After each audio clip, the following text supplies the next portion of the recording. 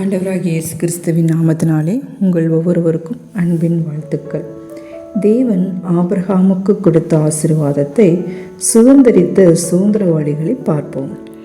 ஈசாக்கு யாக்கோபை ஆசீர்வதித்தார். ஆனால் ஏசாவை ஆசீர்வதிப்பதாக நினைத்து யாக்கோபுவை ஆசீர்வதித்தார். யாக்கோபும் ஈசாக்கின் ஆசீர்வாதத்தை வஞ்சனையினால் பெற்றுக்கொண்டார். யாக்கோபு தன்னை ஏசாவை போல காண்பித்து உடன்படிக்கையின் ஆசீர்வாதங்களை பெற்றுக்கொண்டார்.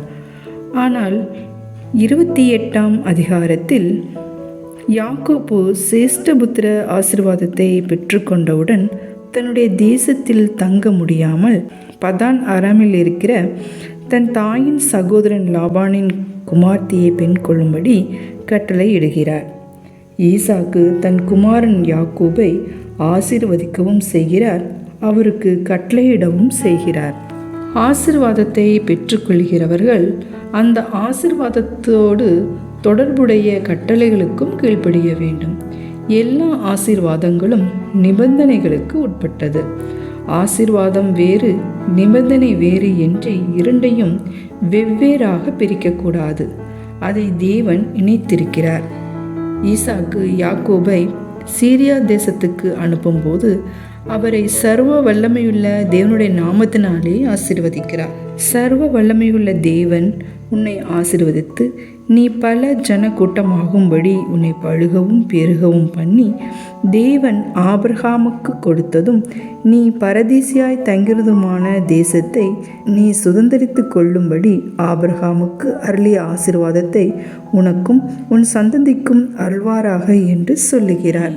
ஈசாக்கு தன் குமாரனை ஆசீர்வதிப்பதோடு அதே வேளையை தேசத்தை விட்டு அனுப்புகிறார்.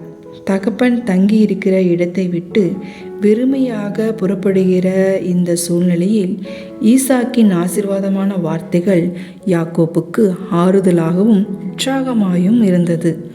ஈசாக்கு யாக்கோபுவை இதற்கு முன்பு ஆசீர்வதித்தை விட இப்போது தெளிவாகவும் பரிபூர்ணமாகவும் ஆசீர்வதிக்கிறார்.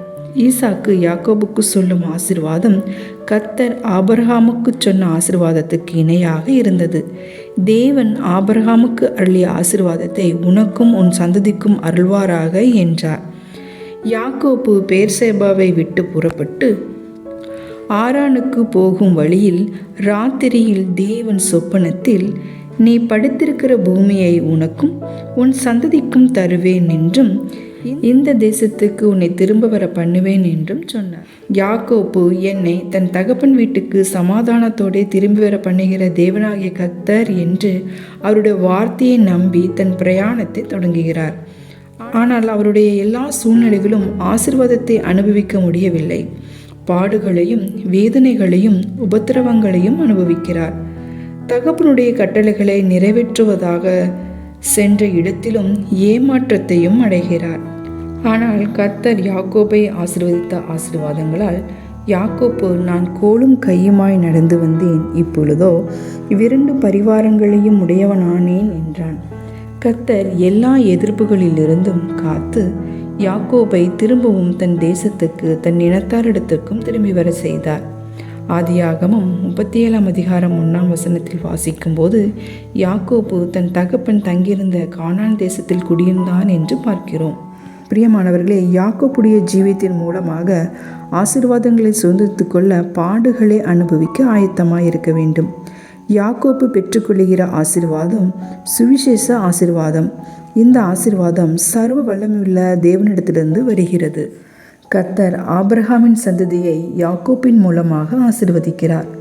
யாக்கோபின் மூலம் பூமியில் உள்ள குடும்பங்கள் எல்லாம் ஆசீர்வதிக்கப்படுகிறார்கள்.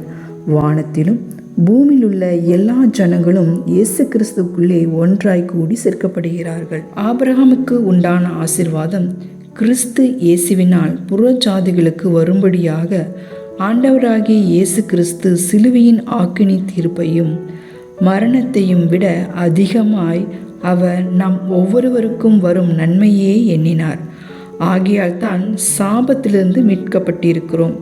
விசுவாசிக்கிற யாவரும் தேவன் ஆபிரகாமுக்கு கொடுத்த ஆசீர்வாதத்தை சுதந்திரித்து கொள்ளுவோம்.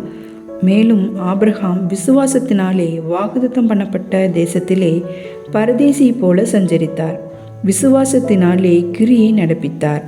ஆபிரகாம் கானான் தேசத்திலே ஒரு சுதந்திரவாளியாக குடியிருக்கவில்லை, ஆனால் அதிலும் மேன்மையான பரம தேசத்தை விரும்பினார். ஆபிரகாமுக்கு ஈசாக்கும் யாக்கோப்பும் உடன் சுதந்திரவாளிகள், அவர்கள் சுதந்திரித்து கொண்டார்கள். கலாத்தியர் 3:29 நீங்கள் கிறிஸ்துவனுடையவர்களானால் ஆபிரகாமின் சந்ததியாராயும் வாக்குத்தத்தத்தின்படியே சுதந்திரராயும் இருக்கிறீர்கள் என்று வாசிக்கிறோம். ஆம், கர்த்தர் தம்முடைய வாக்குத்தத்தங்களை தம்மை விசுவாசிக்கிறவர்களுக்கும் அவருடைய பிள்ளைகளுக்கும் கொடுக்கிறார். கர்த்தருடைய பிள்ளைகளாகிய நாமும் நம்முடைய குடும்பத்தாரும் பரலோகத்தின் ஆசீர்வாதங்களுக்கு சுதந்திரவாளிகளாக இருக்கிறோம். கர்த்தர் தாமே நம்மை ஆசீர்வதிப்பாராக.